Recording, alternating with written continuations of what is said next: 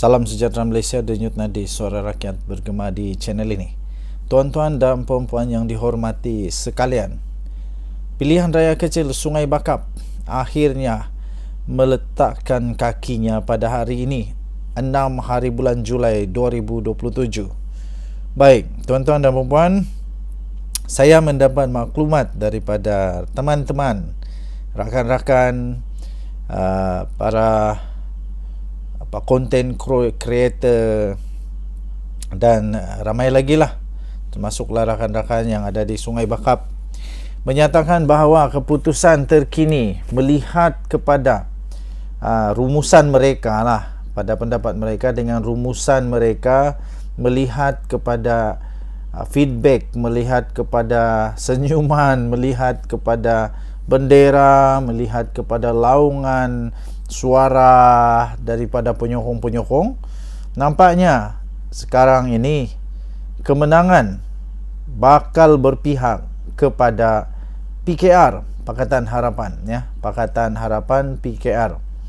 Okey, jadi sekarang masih terlalu awal untuk kita meneka atau membuat kesimpulan 100% PKR menang, tetapi banyak penganalisis politik termasuklah daripada Institut Darul Ihsan menyatakan bahawa ya, kemungkinan besar kemungkinan peluang yang paling besar untuk menang adalah pada pihak Kerajaan Perpaduan, PKR dan PHBN. Okey. Jadi kerana itu PAS bakal akan melihat kekalahan mereka di tempat yang mereka sandang, kerana dengar-dengar kata rupanya pengundi di sana selepas PAS yang mendapat tempat di sana, ada juga yang tidak berpuas hati, menyesal dan sebagainya. Tapi itu memanglah mainan-mainan politik kan, mainan-mainan politik. Walaupun begitu, anda boleh tinggalkan komen anda, apa pendapat anda, siapa bakal akan tumbang pada pilihan raya kecil di Sungai Bakap ini. Okey, jadi anda boleh tinggalkan komen. Tapi bagi saya secara personal, saya fikir PRK Sungai Bakap ini akan dimenangi oleh kerajaan. Kenapa? Kerana ada banyak perkara yang boleh mempengaruhi, yang boleh menyebabkan, yang boleh menarik hati para pengundi-pengundi di Sungai Bakap untuk memberikan kepercayaan mereka mengundi kepada Pakatan Harapan Barisan Nasional ini. Dan kalau kita lihat di Kuala Kubu Baru dulu, di sanalah bermulanya keyakinan bahawa memang PHBN ini dia punya kerjasama boleh menang. Dan kalau gabungan di antara PHBN menjadi makna kata penyokong Pakatan Harapan akan sokong Pakatan Harapan, dan penyokong Barisan Nasional pun kalau tiada masalah, mereka pun tetap akan sokong PKR atau PH. Jadi besar kemungkinan PH menang. Okey, jadi apa pendapat anda? Sekali lagi tinggalkan komen. Denyut nadi suara rakyat bergema di channel ini. Bye bye. Salam sejahtera Malaysia. Aduh, hadiah wang kata banyak masalah selesai guna hasil negara ketika PN perintah. Dekwa hadiah wang. Pertama sekali saya minta 1, 2, 3 benda saja. 3 benda saja. Cuba hadiah wang beritahu 3 benda yang mana masalah negara diselesaikan ketika PN memerintah. Tapi saya boleh berikan anda sekurang-kurangnya 3 juga. Nah, 3 juga masalah yang berlaku ketika PN memerintah. PAS ada di dalam tu tahu. PAS ada di dalam kerajaan. Minta hadiah wang untuk berikan apa masalah yang diselesaikan oleh hadiah wang dan Perikatan Nasional.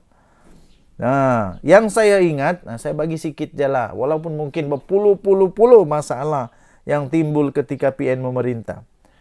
Yang pertama sajalah, ketika Perikatan Nasional memerintah, waktu itulah pertama kalinya Malaysia ada empat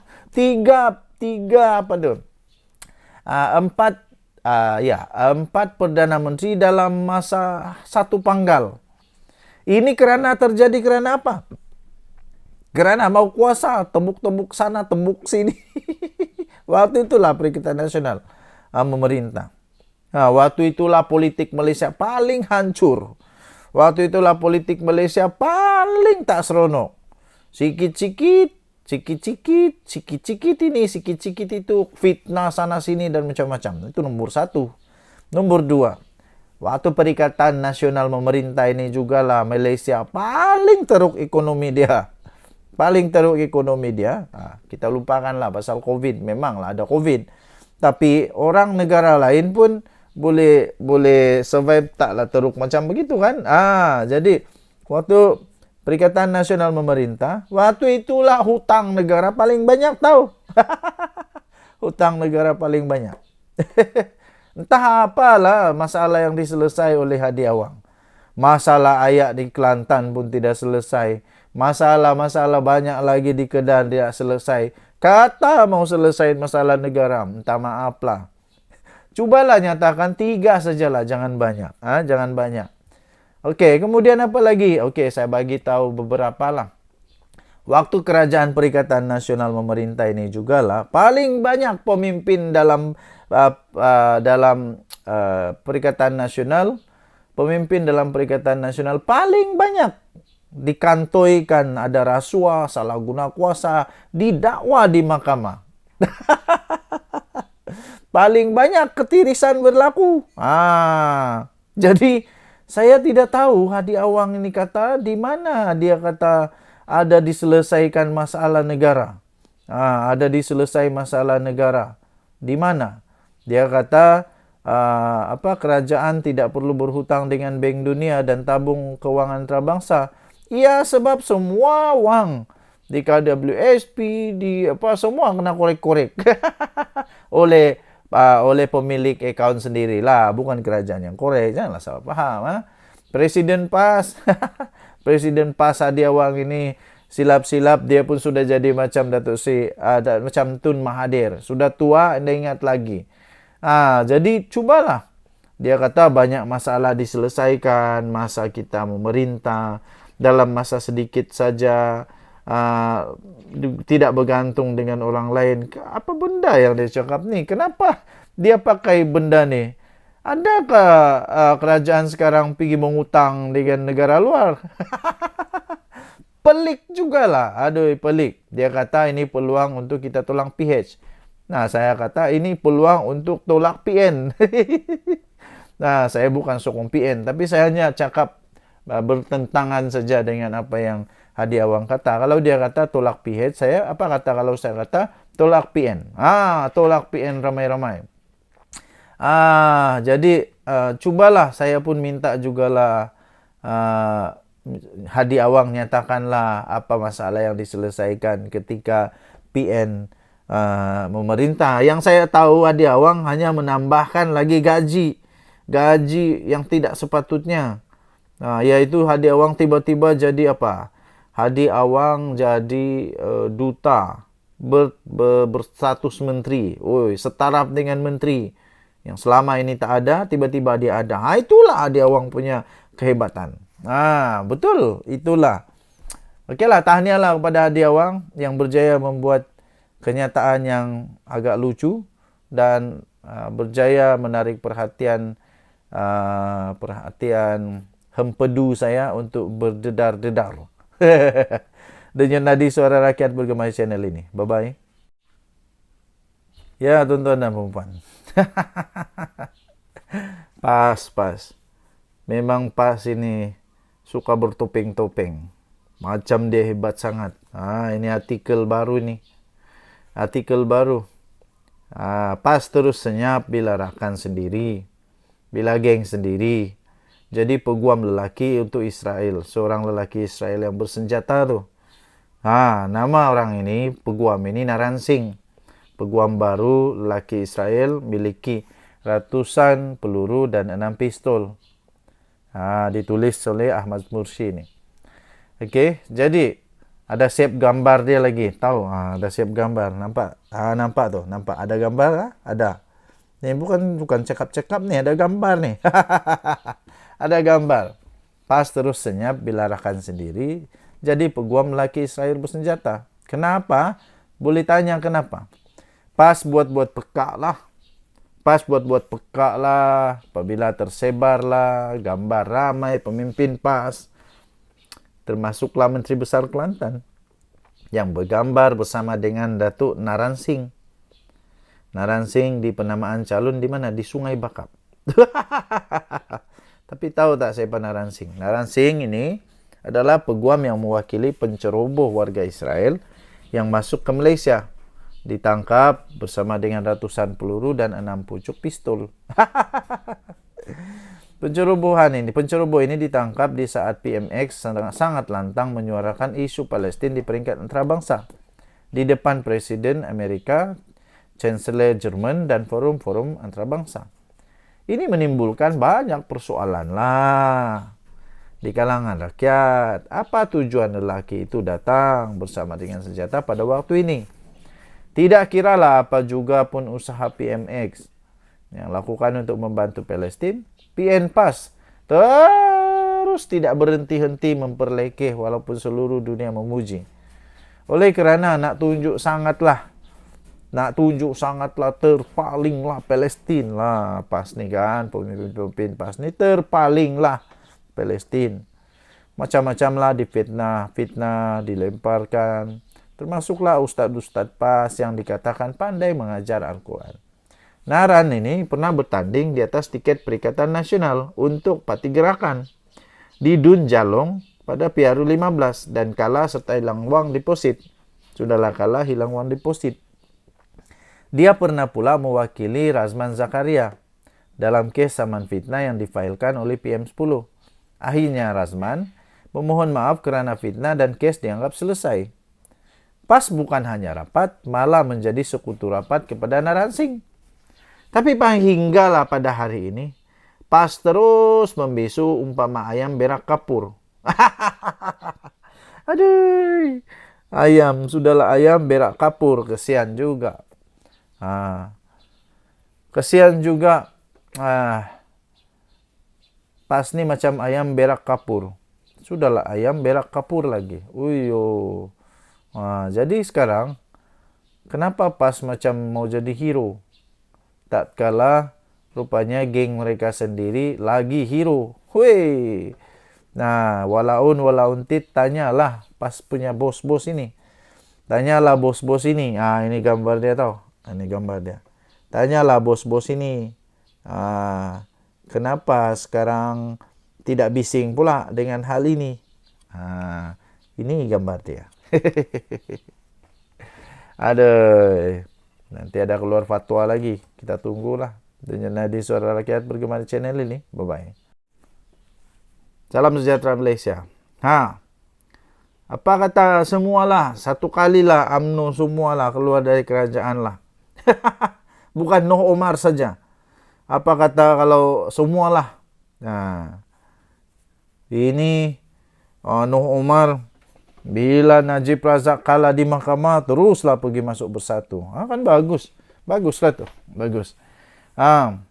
Tapi masalah dia, kalau semua ahli MP daripada UMNO masuk, keluar dari kerajaan, diorang pergi mana? Siapa yang mau terima diorang lagi?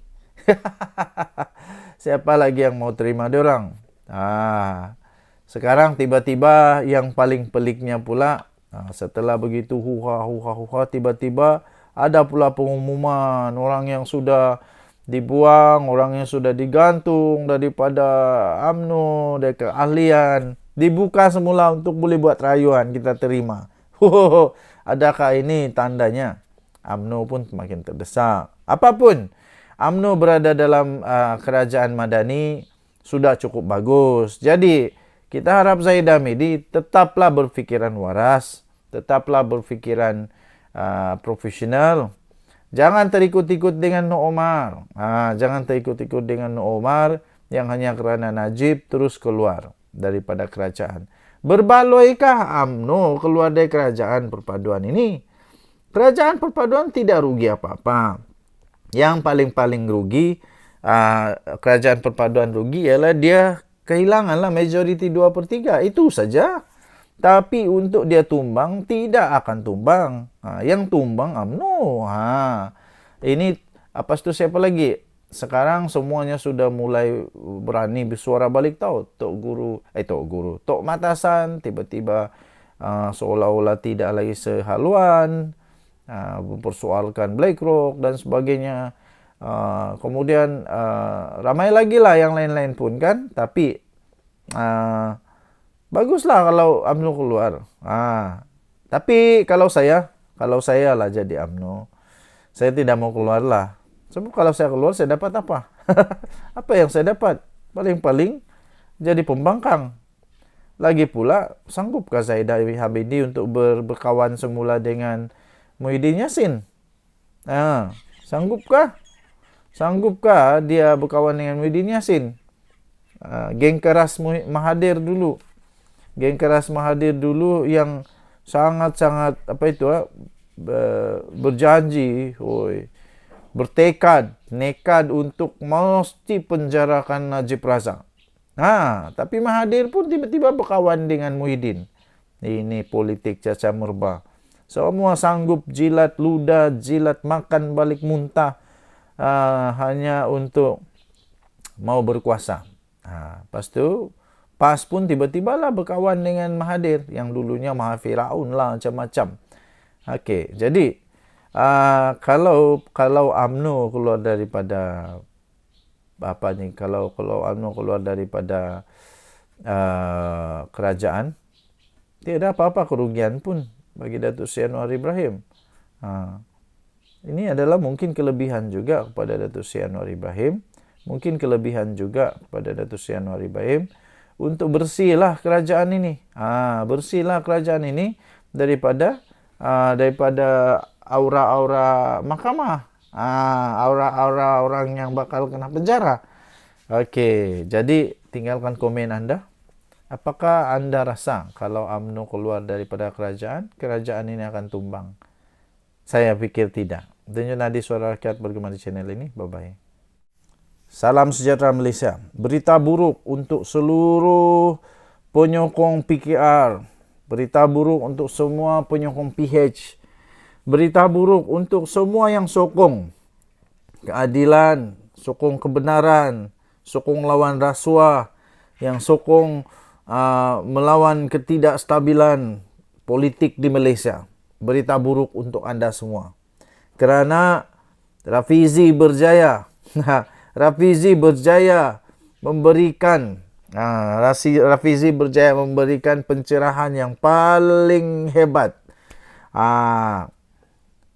Kerana paling seronok pula, paling sedih ialah kerana Mahathir dan Muhyiddin berjaya tumpaskan Datuk Seri Anwar Ibrahim dari segi lakonan, dari segi pembuyukan, dari segi topeng-topeng yang tidak berani berterus terang. Ikut lagi kamu jargon banyak-banyak, kan dah kena. Ikut lagi lah jargon banyak-banyak, kan dah kena. Ini Rafizi menyelar tindakan pemimpin penyokong pembangkang yang berterusan membangkitkan polemik isu pelaburan BlackRock. Tapi sebenarnya ini saya mau bagi tahu ya tuan-tuan dan puan-puan. Siapa sebenarnya dalang di sebalik BlackRock? Inilah yang saya kata, PM Anwar kalah.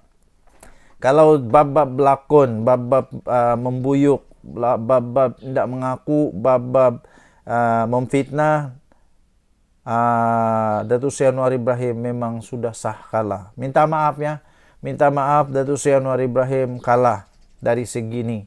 Jadi harap-haraplah Datuk Seri Anwar Ibrahim tetap kalah selama-lamanya dalam hal ini. Cuma yang saya nak beritahu ialah cuma yang PN PAS tak beritahu ialah hubungan mereka, hubungan PAS dan PN dengan BlackRock ini. Nak tahu? Nah, jangan panas. Tonton, saya ada bukti kaitan PN PAS dengan BlackRock. Itu kata Rafizi. Jadi itulah, ikutlah lagi jargon banyak-banyak, kan dah kena. Jadi kemudian dia turut menyertakan sedutan ceramahnya berkaitan dengan BlackRock di kempen PKR, PRK Sungai Bakap, tentang kaitan Tun Dr. Mahathir dengan BlackRock. Tapi janganlah kacau Mahathir. Mahathir sudah tua lah. Dia sudah lupa otak dia sudah kena masuk semut. Sudah terlampau tua, sudah nyanyuk, sudah tidak ingat lagi. Macam mana lah? Itulah sebabnya cepat-cepatlah. Kalau mau saman ke, mau ambil tindakan kepada Mahathir ke, cepat-cepat. Sebelum Mahathir betul-betul jadi nyanyuk, nak tinggal apa-apa lagi. Jadi 2018 November. Mahathir masih ingatkah siapa yang bermesyuarat pelawar daripada BlackRock ke Malaysia ni? Mempelawar pelabur-pelabur dari BlackRock, pelaburan daripada BlackRock ke Malaysia ni. Siapa? November tahun 2018. Nama dia Tun Mahathir. Mahathir Mohamad lah yang membawa mereka. Tak percaya, pergi ke Facebook Mahathir. Keluar gambar dia di London. Tahun November tahun 2018. Yang mana beliau pergi membentangkan potensi pelaburan Malaysia di Malaysia kepada pengurus-pengurus aset dan dana dunia. Salah satunya BlackRock. Ini yang Mahathir lupa. Kadang-kadang aku rasa Mahathir ini sudah cukup bengong lah. Sudah terlalu tua. Sampai dia ingat apa-apa sudah. Lepas tu, pada masa siapa wang KWSP? Tanya Muhyiddin pula yang ini ya. Ini Anwar Ibrahim Kala. Pada waktu siapa wang KWSP? Wang anda, wang saya, wang kita semua ya tuan-tuan dan puan-puan. Wang KWSP diberikan kepada BlackRock untuk diuruskan. Tanya Muhyiddin, zaman siapa? Muhyiddin pun mungkin sudah kena jangkit penyakit Tun Mahathir, lupa diri, lupa ingatan. Itu zaman Muhyiddin tahu. Perkara ini telah berlaku pada bermula zaman Muhyiddin. Zaman pentadbiran dia, tiada masalah. Fatwa lain, zaman orang lain, fatwanya lain. Itulah PAS. Itulah PAS. Kalau dia ada kelebihan, dia kasih keluar fatwa yang dia menang. Kalau dia tak ada kelebihan, dia kasih fatwa orang semua masuk neraka. Itulah. Itu tahun 2021 tahu. Tahun 2021 Perdana Menteri ketika itu siapa? Muhyiddin Yassin. Di dalam kerajaan ada siapa? Ada PAS. Perdana Menteri ketika itu Muhyiddin Yassin meluluskan cadangan KWSP untuk menyerahkan BlackRock. Untuk menguruskan dana KWSP berapa? 600 juta. PAS tanya Muhyiddin. Orang-orang PAS walaun tanyalah pemimpin PAS. Kenapa waktu itu tidak bising? Sehubungan itu Rafizi mengingatkan peranan Mahathir sebagai penasihat ekonomi kepada 4 negeri dikuasai PN, yaitu Kedah, Kelantan, Terengganu dan Perlis. Beliau mempersoal di mana peranan Menteri Besar 4 negeri berkenaan, terutama Menteri Besar Datuk Seri Muhammad Sanusi Makno dalam menegur Mahathir. Mana Sanusi? Waktu Sanusi buat-buat dia macam hero, bukan main hebat lagi. Hebat, berani. Sampai Sultan pun kena maki. Takkanlah Mahathir kau tak boleh tegur. Itu Rafizi punya persoalan memang terpadu lah. Tun yang dulu mula jumpa dengan BlackRock tahun 2018. Satu ayat pun tiada yang keluar dari Menteri Besar Kedah, Perlis, Kelantan, Terengganu, tiada. Namun sekarang ini, setiap hari di parlimen, bukan main hebat lagi bakar emosi rakyat. Macamlah kamu itu hebat sangat. Macam hebat sangat. Terlebih Palestin. Tapi tak sedar dulunya entah mana diorang punya suara tentang Palestin. Sekarang dah terlebih Palestin. Pening.